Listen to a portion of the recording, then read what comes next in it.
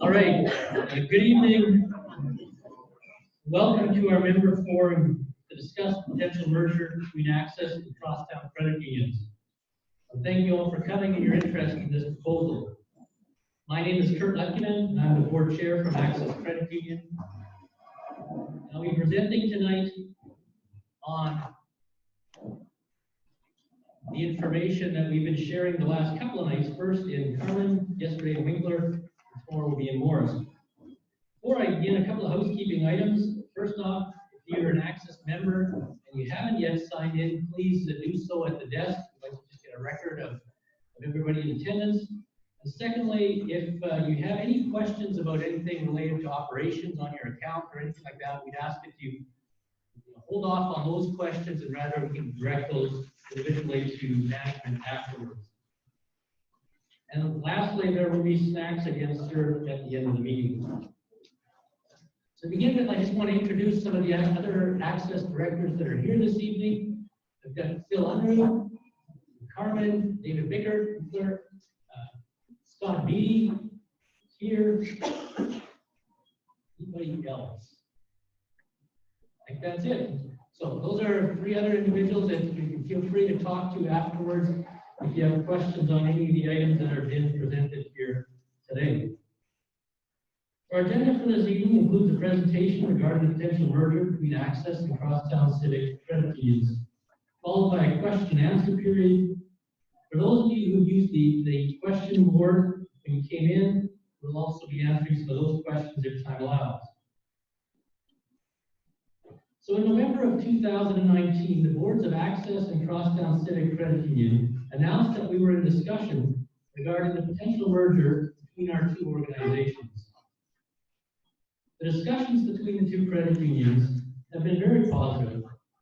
The steering committees for these discussions include the two board chairs, the vice chairs, and the CEOs. Before the announcement, the two credit unions worked together to complete a concept paper with initial conclusions clearly indicating that such a partnership would provide value for our members, our employees, and our communities. Since then, our teams have been working on due diligence activities and the development of a more detailed business case. The review of the final business case, after review of the final business case, each board decided to propose the merger to our respective members. The approval of the business case from both boards and an invitation to members on a proposal that was unanimously approved by both sets of directors. We made a conscious decision to share the news about our merger discussions early in the process. Whereas it's more common to go public after the business case is finalized and amalgamation agreements have been developed. We decided to share the news early and to give time for us to engage with our members and our staff and get feedback on their perspectives. We also conducted a member survey to get input from members regarding the potential merger. And the results to date have been positive and indicate that our members are interested in learning more about the potential partnership and looking forward to hearing what we have to say. In addition, members want to understand the reason why we are exploring this merger, and that's why we are here tonight. While Access and Crosstown Civic are both financially strong today, the boards from each credit union recognize that our role is to look to the future, 10, 15, 20 years out, and prepare the organization for what's coming. Not unlike what the boards of Heartland, Agassiz, Dufferin, and Altona credit unions did 12 years ago, which resulted in the strong credit union of Access, an organization that's much stronger than any of these individual credit unions could be on their own. Growth and change are necessary to continue to maintain value for our members in an increasingly regulated environment. Credit unions are all faced with increasing costs of technology, security, and regulatory compliance. As well, the increase in both federal and provincial taxation. We are faced with ever-increasing expectations from our existing and future members for innovation, well-priced products, and services. Members are looking for immediate service at their convenience, and that includes our 5,000 plus Winnipeg members who currently do not have branches nearby to serve them. Our competitors continue to evolve to meet the increasing demand, and we must do the same. We can't afford to fall behind. Increased competition is not only from the big banks, but also from other organizations. Entities like Apple, Google, Amazon, and Facebook. There are many other digital offerings out there that are competing with us, organizations we've never had to deal with before. Layered on top of all this is the need for enhanced computer security. Organizations need top-notch computer experts, and it becomes easier to find and hire these people in an urban setting versus a rural setting. Access Credit Union must always find ways to compete in the ever-changing landscape. Now, the next two slides are going to show what's happening in Manitoba. Mergers have become the norm. Over the last 5 years, the numbers of credit unions in Manitoba has decreased from 38 to 23. In fact, there were 65 credit unions in Manitoba in the year 2000. And the Manitoba Credit Union Central is predicting a future of less than a handful of credit unions in the province.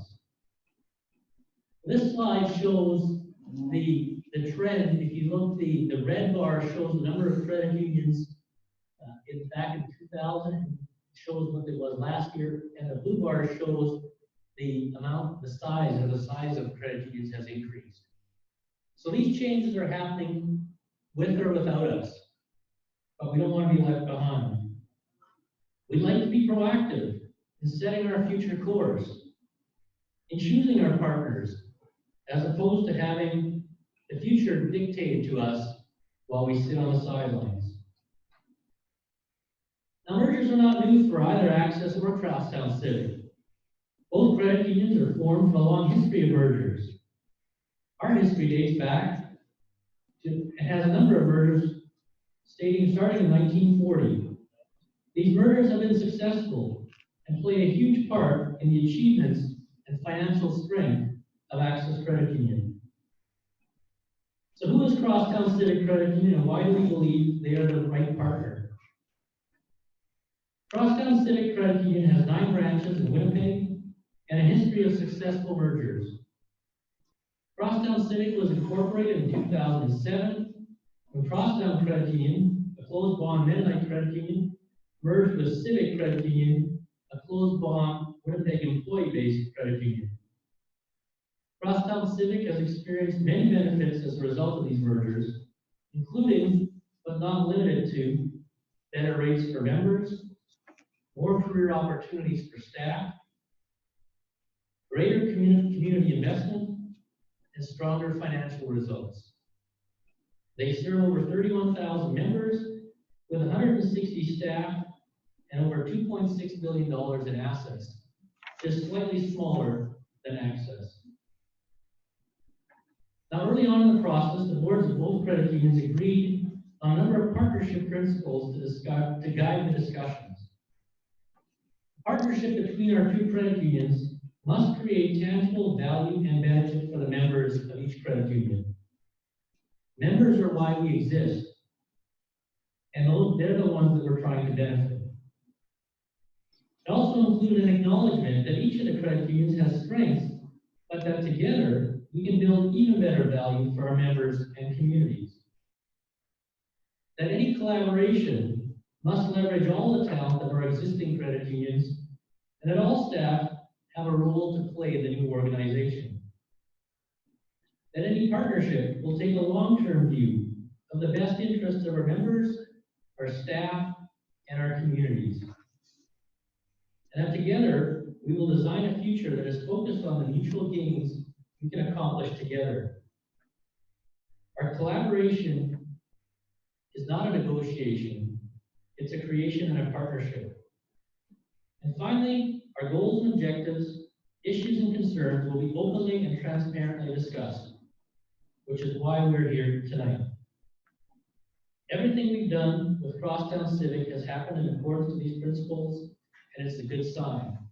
The communications have been very positive with their board and staff. In fact, our staff have worked together with Crosstown Civic staff for many, many years, even before this, on various projects. So there's a good relationship between the two organizations.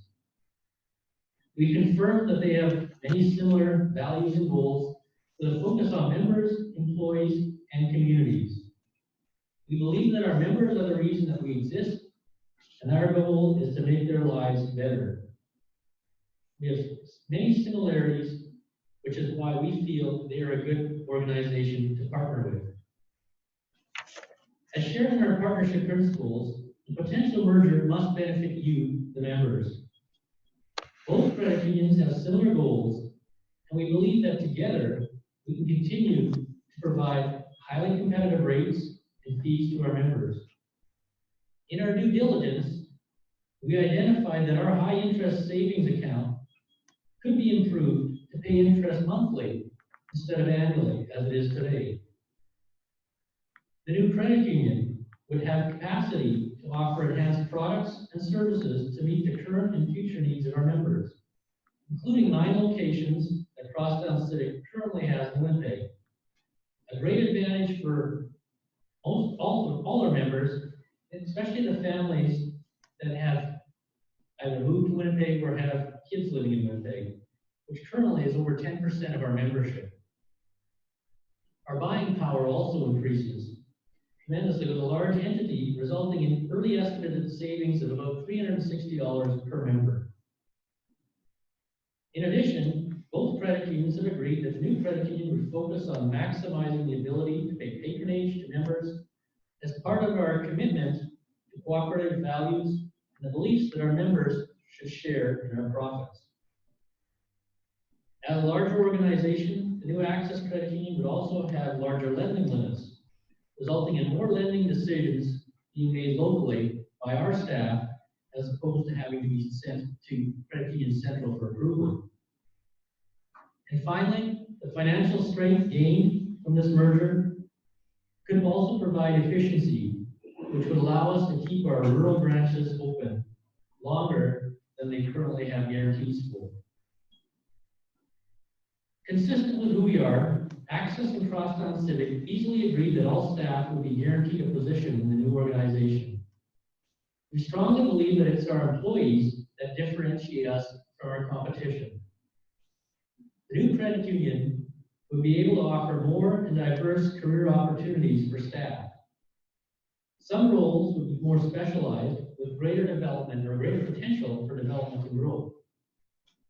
We'll be able to offer more enhanced training programs for staff, along with more tools and resources that will position our staff for greater success in the future.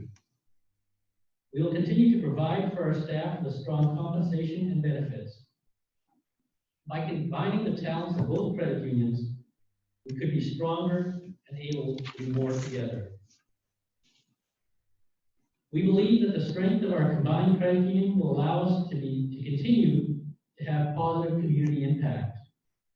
We'll have greater opportunities to support communities through new services and resources, such as the expansion of our financial literacy program, more capacity to serve larger business through increased land loans. These improvements all mean stronger communities, built on an increased local focus and investment. Lastly, the issue of influence. I've had some members say to me, you want to lose control. To which I reply, Access is currently the 21st largest credit union in Canada. A combined Access and Crosstown would be in the top 10. Which credit union has the ability to influence more on the national scale? Number 21 or number 8? In essence, we gain control within the system. Now, these are only some of the benefits we believe that will result from a merger with Crosstown Civic. The new credit union will be stronger financially than either credit union individually, with the ability to do more for our members, employees, and communities. As part of the merger discussion, the two credit unions agreed upon the the proposed future leadership, locations, and credit union name. Reflecting a true partnership, the two credit unions are recommending a board of 10 directors, 5 from each credit union.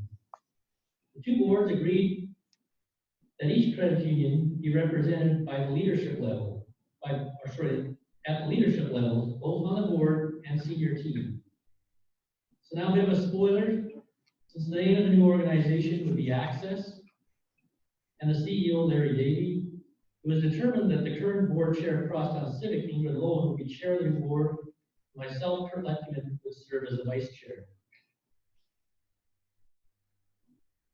Both credit unions are very fortunate to have strong leaders. Often the decision on CEO is not determined until the final business case is done. But that said, Ona Forson, the CEO of Crosstown Civic, had previously informed her board of her intentions to retire in 2020. We are pleased and fortunate to have Larry Davey, President and CEO of Access Credit Union, accept the role of President and CEO for the new organization. Larry has over 30 years experience in the financial services industry, with 25 of those years being in the credit union field, 15 as CEO, 7 years at Noventus, and the last 8 at Access. One of the many favorable things about this merger is the absence of geographic overlap. We have 17 locations across southern Manitoba. Crosstown Civic has 9 branches in Winnipeg. Southern Manitoba has experienced strong economic growth with many successful existing and new businesses and strong population growth. Both memberships will continue to receive the same rate in-branch service they receive today from the same people you see today. We would maintain our two corporate offices, one in the Arden and Stanley and one in Winnipeg. In today's day and age, the use of technology allows staff to work from many locations. This would allow staff to work at various locations without having to relocate. Now, in choosing a name, we had 3 options. Choose a new name, choose one of the existing 2 names. After much discussion, both boards identified the strength of the Access name and its applicability to the missions of both organizations. The credit unions believe in providing opportunities for our members to achieve their financial goals and delivering accessible services that best meet our members' needs. The plan would be to develop a refurbished brand with the Access name, a brand that reflects both credit unions, demonstrating the beginning of a new organization while maintaining the legacies that each brings.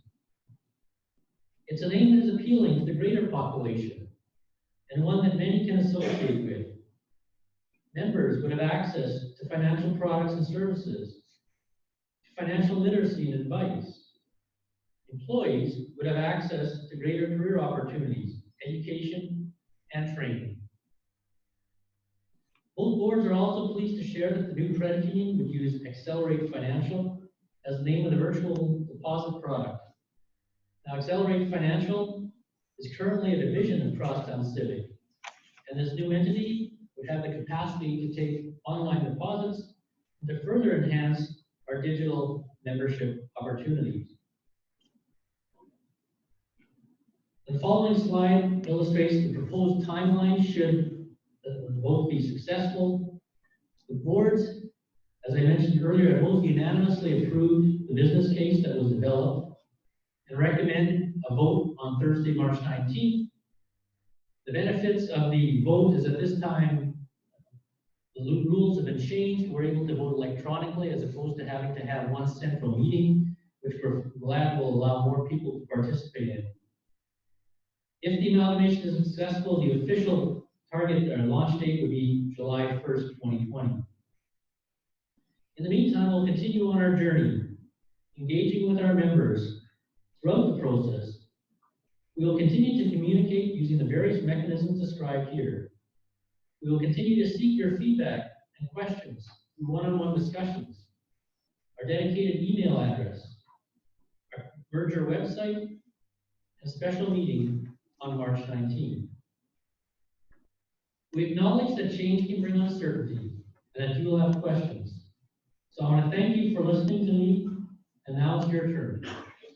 We will open the floor for questions. We have Phil Unruh with a microphone. If you do have a question, please raise your hand. He will get over to you, and we will try to get that answered for you.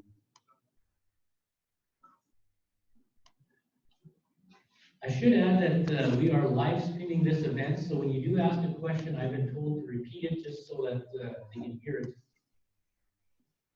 Thank you very much.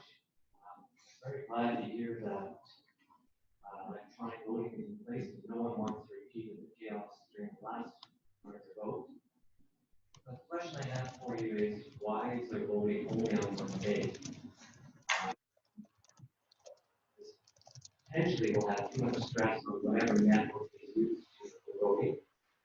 And as you noted on the cusuccess.ca website, for your convenience and to ensure as much participation as possible, would it not be more convenient than to ensure participation for at least several days?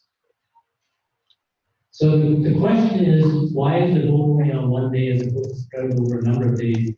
It's a great question. The reality is the Credit Union Act requires that a vote be technically conducted at a meeting, and a meeting can only run on one day.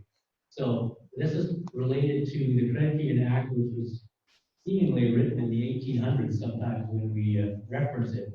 But the reality is we're not allowed to conduct it over a number of days. It would definitely make sense if we could, but we're not allowed. Then a follow-up question is the election being run by an outside party, like the computer support party? Yes, it's being run by a company out of Winnipeg. Oh, and I'm drawing a blank now. Remind me. Right, Avenue 4. So Avenue 4, the technology company out of Winnipeg, they're conducting the vote for both credit unions together. So they have the software, they're familiar with this type of process, and they look after everything. So, okay, so then how many people will be able to vote at the same time? How many voters can be in the voting process at once? Yeah, I would think that would be unlimited. The question is with technology and how many people can vote. They've done this type of thing in numerous locations, so they assure us there will not be any crashes or anything along those lines, and that their website is very capable of having this. So it's been predetermined then how long the computer system will have to be down before access declares the vote to be invalid. How long the computer system will have to be down before the vote is declared invalid? Question? Yes. It's a good question. I don't think we've thought of that because the feeling is that it won't be down, but it's something we'll have to address. That's a good question. We'll have to tackle it. We're assured that this will work. They run this process elsewhere. We will address that. I just assume there'll be more testing given the Iowa Democratic Caucus. I assume that would be Hopefully, we're better off than the Iowa caucus meetings a couple weeks ago trying to get their Democratic candidates just like that. And how many login attempts by a user will be deemed to be too many? So, for example, if I try to log in and vote, it comes back with some kind of busy signal of some kind saying we'll try again later. And that can factor in to how many times that would be considered unacceptable. Yeah, the person will get 3 login attempts, but there will also be phone numbers available for people to call if they're having issues. And will access close any branch at the end of the respective business day before 8:30 p.m. if there are people still waiting in line at the end of the business day for any branch voting? I would think that the branches, if there are people wanting to vote, they would stay open to accommodate that. The benefit for this is that people don't have to vote in branch; they can also vote at home. So it's a nice improvement from the system in that everywhere else people can do things electronically, and we've been asking credit union system, well, why is it that this process has sort of been so archaic? So they've come a long way in the last while, And people can vote from their couch watching a hockey game, they can vote from their hot tub, they can vote from wherever, as long as it's done by a group. The other question is, I apologize, I haven't, I'm not up to date, because I haven't been having internet access today, but on the CU Success website, it describes the voting process for Crosstown, where they basically get a secure mail out with the user ID and login. But that's not for access. So I was just wondering if you could explain to the members what the process will be for access, or is it going to be? Yes, so the process is going to be very similar to what our director elections are. So actually, the last couple of years, we've had a similar system for director elections. So what will be required to vote is going to be 2 of 3 pieces of information. You're going to need 2 of 3. One is your member number, which is an 8-digit number, which you view when you log on to the website, 8-digit member number, your date of birth, your postal code. So any 2 of those 3 will be sufficient for you to log in. Okay, so that raises the security issue that, given that everyone's date of birth is known by potentially many people, whether just through your social circle or more ominously through your Facebook accounts, where people can scrape that information off and find your date of birth very quickly. And then also you can look at their postal code quite easily in either the phone book or through the post website. So has that been taken into account of that security? Yes, yeah, so again, we can talk a bit about this later on. We've got some of our computer experts over here who can assure you as to how and why this process was selected. This is actually the selection, the rationale for this is based from the voting company. This is what they recommend. This is not what Access wanted to come up with. This is what they're recommending how we do it. So, but you know what? I think we're going to pass it around. But feel free afterwards to have a conversation. We've got a couple of our computer experts here who can tackle some of that for you. Any other questions?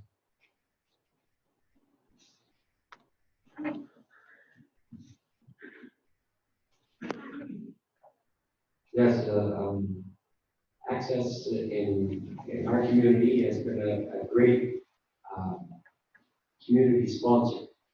And I'm just wondering if that was going to continue. So the question is, Access has been a great community sponsor, and will that continue? Yes. So the reality of the landscape these days is it is getting more and more challenging to be profitable. One of the real benefits to an amalgamation like this is it provides us with enhanced economies of scale. So we are able to be more profitable, which allows us to keep those commitments to our small communities.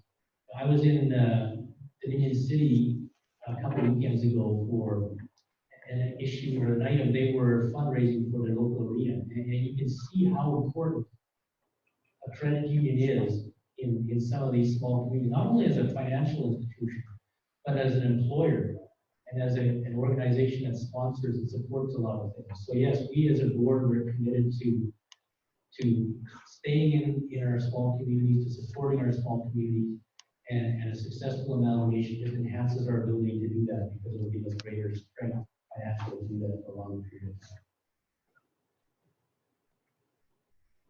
Any other questions? Straight back there, Phil. Would you be able to go back to your screen on the factors? Can you go back to the original screen?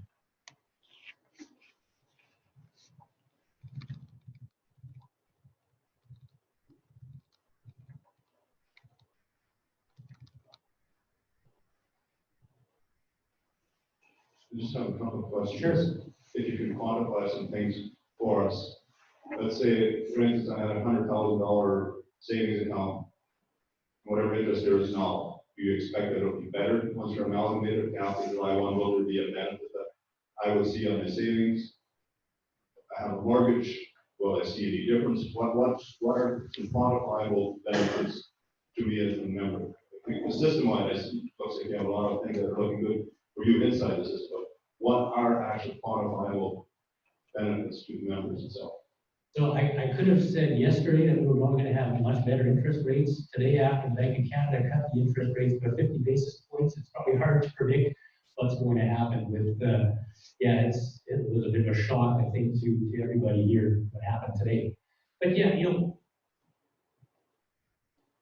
we can't quantify exactly what the difference is. We're not going to say we're going to be 5 basis points better or we're going to be 10 basis points better. What we do say is we want to provide the best rates possible for our members. And I think there was a time in the last couple of years where Access had the best savings rates from any financial institution in Canada. And we want to continue to be able to provide great rates, great service for our members. Because, you know, ultimately, we have to be profitable to be viable. But why we exist is for our members and our communities.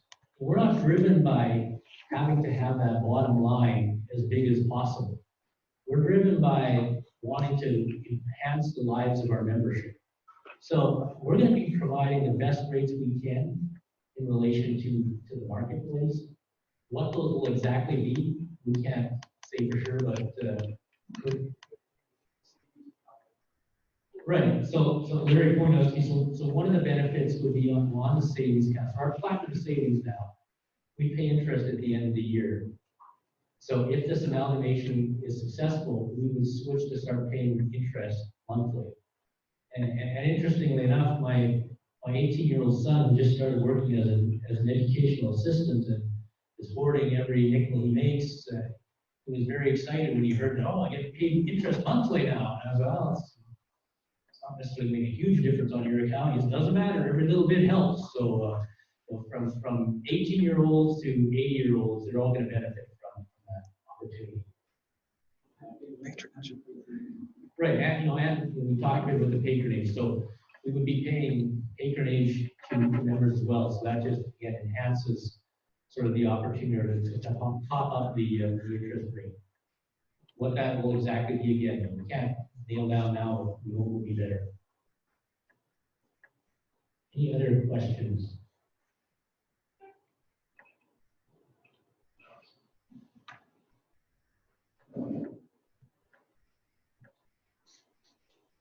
I have a question regarding the contributions that the credit union, donations they make to the community. It's been going on for a long time. Apparently, Crosstown's donations are different than Morden's or the Access donations. Access tends to do them to the community, and Crosstown kind of targets them to something else in the city because they're spread out. Right. When do I get the benefit of giving a donation from your money to the organization that I like to? The question is on donations. Because I can make a donation. Maybe I have a donation. I want to make a donation to some something in the community that I really favor. With you, you make the choice for me, and you get the deduction, right? On your financial statement. Access would get the tax deduction. Right. I'd like to get the tax deduction, and I'd like to make the donation. Okay, so the question was about donations. So, yes, there's a couple of questions. So I'll touch on a couple of issues that you raised. So first off, Access has been, our donation policy has been often on tangible products or tangible facilities in the community. We like to build items. So whether it's a playground or help with a swimming pool or a seniors housing complex, we focus our donations on things that are going to better the community, not operation. So they're more structural. Crosstown's philosophy, the reality is they've been doing more sort of operational stuff simply because it's much more difficult to identify community projects in Winnipeg. whatever, how many playgrounds are there in Winnipeg. So for them to try and pick one of 50 that they would try to help is a challenge. So they sort of targeted theirs a little differently than we have. They still have given. Now, when it comes to giving as an organization versus letting members choose, I had a good interaction. Somebody asked me a similar question a couple of years ago, and he said, "Why are you guys giving away all my money?" And I said, "Well, how much of your money did we give away?" He said, "Well, I don't know, you guys, you have your list of donations," and I said, "Well, how much did we give away?" So he had an amount, and so how many members do we have? I started figuring it out. At the end, he goes, I said, "Well, this works out to $9.80. So I said, "So we gave away $9.80 of your money, and for that you were able to support 200 organizations."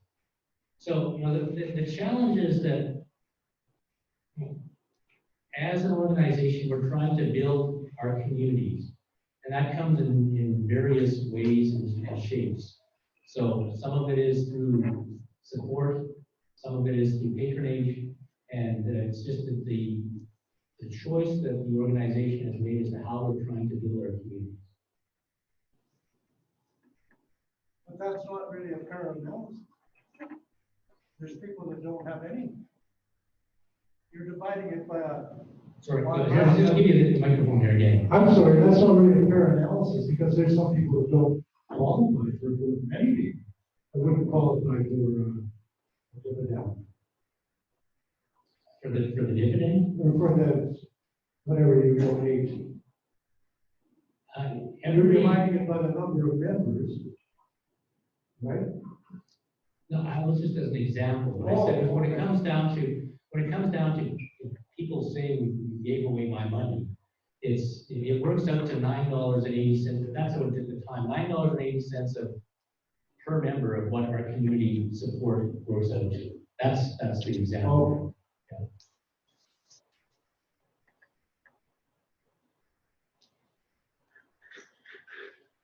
Bill, in front here.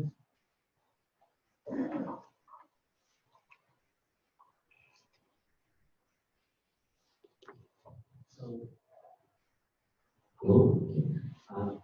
So I guess the question I have for you is the board proceeding with this merger because the board feels that it has exhausted, that access is exhausted, or will exhaust within 10 years all the financial opportunities in Southern Manitoba? This is why they're looking to Winnipeg to expand. So it's a good question. The question is, as the board exhausted, does the organization feel it has exhausted all the business opportunities in Southern Manitoba? That's why it's looking to expand to Winnipeg. We have very good coverage in Southern Manitoba. We've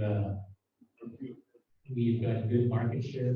That said, you're never going to get 100% market share, no matter who you are or what you do. I think if we had 100% market share of everybody here, we'd say, hey, this is great. But the reality is that's not possible. And when we look at expansion, if we look at market growth, we know we can't go south because of the border. We know that if you go east, there's not a lot either east or west of us. So that, you know, the reality is if we're looking to expand as a business, north and Winnipeg is sort of a viable option. And, you know, and on top of that, as I said earlier in the presentation, we've got over 10% of our members that live in Winnipeg. You know, I have a son who graduated high school 2 years ago, and he went to Red River for a year. And he called me last summer and said, "Dad, I want to buy a car." I said, "Oh, that sounds great." He goes, "But I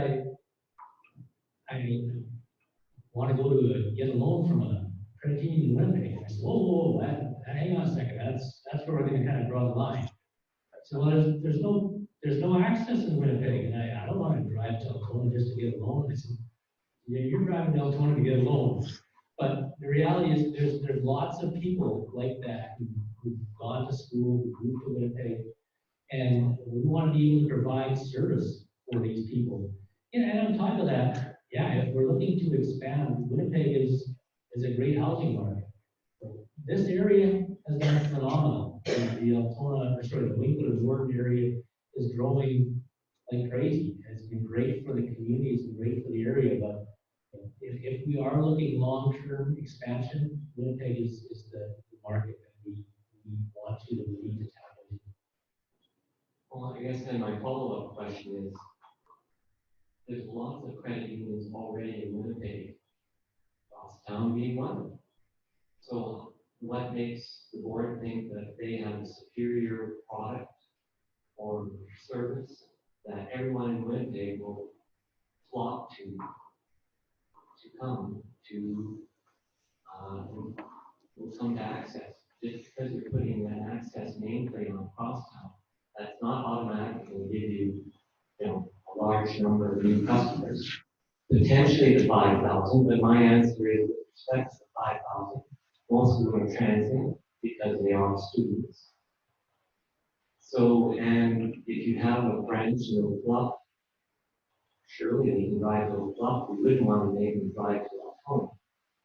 But Winnipeg's already well served by many credit unions. So that makes you think that access has to do that much better. I think it's the good looks and charm of the word share. Well, I understand that considerably, but that only gets you a small part of it. Well, I agree. It's a good question. So the Winnipeg, Manitoba itself is the most heavily serviced credit union province in Canada. And when credit unions get together, sometimes they joke and say, why don't we just all merge and become one? Because we're just kind of beating each other up. And, as I said before, the Credit Union Central is predicting a future with a handful of credit unions within the province. So we know that these amalgamations are going to happen. And I venture to guess that 95% of credit unions in Canada are talking amalgamation right now, one way, shape, or form. The reality, though, is that if every credit union in Canada merged into one, that one credit union would still be smaller than any of the big 5 banks. So the competition is real, and credit unions have to become more efficient.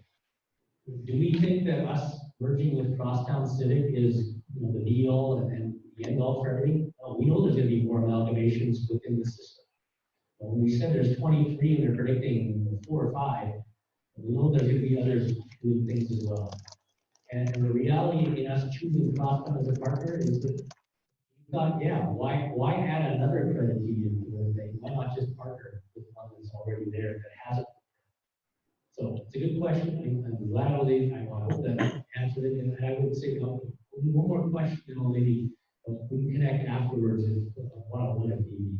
Well, so then basically you're saying that access will be going through the merger process, let's say 5, 10 years, as soon as basically you consolidated with Crosstown, once the donkey has been digested through the python, then the python's going to go out and seek another merger opportunity shortly thereafter.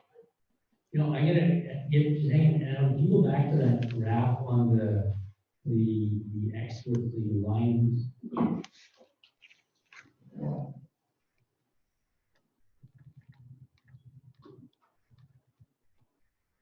Okay, so this, again, this graph shows the number of credit unions, how they're decreasing. And at that rate, it's going to be 5, 10 years, there's going to be a handful. So is Axel going to jump right in? No, we're not going to day one start, but the reality is amalgamations are happening with or without us. And we can either choose our own course and sort of pick the partners we think are best, or we sit on the sidelines and at the end we're the last one not on the dance floor and somebody's going to tell us who we have to go dance with. So we're trying to be proactive, and we know that the system is changing. It's an evolving landscape, and we're just trying to make sure we're proactive in setting our course. Help us explain how a much smaller credit union would have to go through the process. If this merger were to be successful, they could just vote. Right. So And there are a number of them like that size. Right. So the point is that the way the credit unions the system works is that if you want to amalgamate, you have to have a vote, obviously. However, if you are a large credit union and a smaller one wants to join you, the large credit union does not have to vote, only the smaller one. So that actually played out with community, I believe, right? And Sanford. So when community credit union joined Access and Sanford joined Access, the Access members didn't have to vote, only the community and Sanford ones had to, because they were less than 10% the size of Access, so then only their credit unions have to become part of that process. Hang on just a second, we'll come with them up. Sorry, I have a question Okay. online. One online, we'll go with it. Sorry. This is in follow-up to the current question that was being discussed. Is the reason to amalgamate to give Access the ability to lend more money to current members and not necessarily to attract more customers?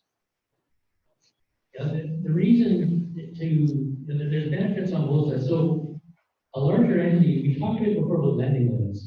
So, and I know this impacts a small percentage of businesses, but if the credit union expands, it's able to lend out more to some of our large farm and commercial accounts. So the way it works now is any loan that is above a certain threshold has to go to Winnipeg for approval. Now, if an amalgamation is successful, the size of the organization increases, which then allows the local branch to make those decisions.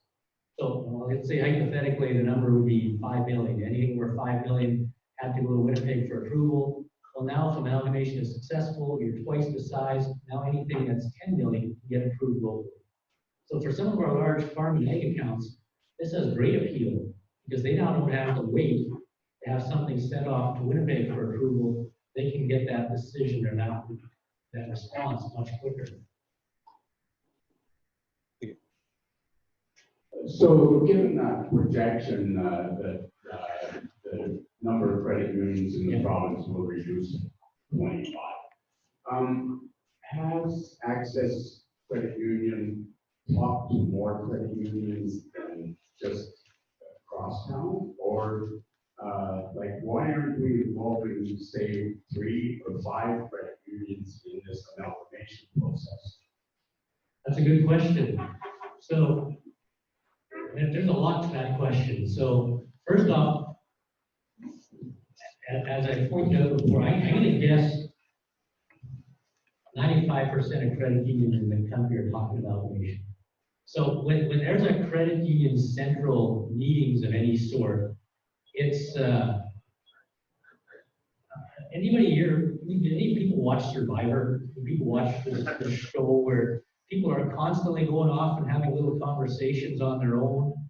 And it's interesting when you get to these meetings, there's lots of people talking because everybody realizes that the landscape will change. So have we had conversations with others? No, there's nothing active at this point. That said, why didn't we include more? I think we were figuring, if you try to get 3 or 4 or 5 together, it becomes even more complicated than just one. So our feeling was, we've got a potential partner who is a similar size, has a presence in Winnipeg. We've got a relationship with them, and our staff are already doing, and have done for many years, lots of work together on various projects, so we know them as a team.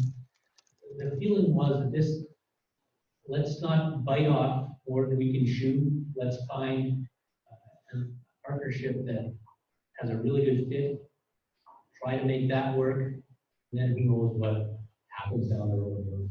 The future is anybody's guess, as I said.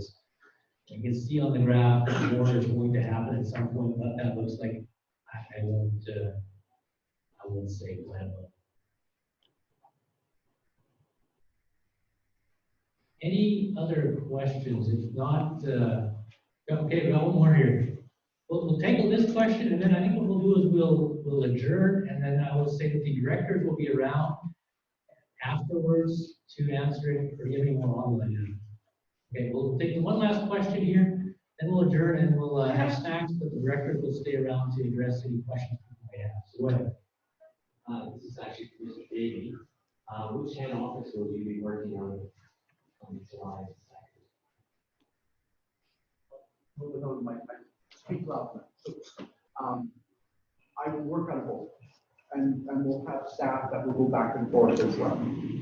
So like it's Monday, Thursday, like Monday, Thursday, Wednesday, Tuesday. There wouldn't be any set days, simply because my schedule alters different. You know, there's lots of other meetings that I end up doing, and so to tell members I'll be here on this date wouldn't work for that.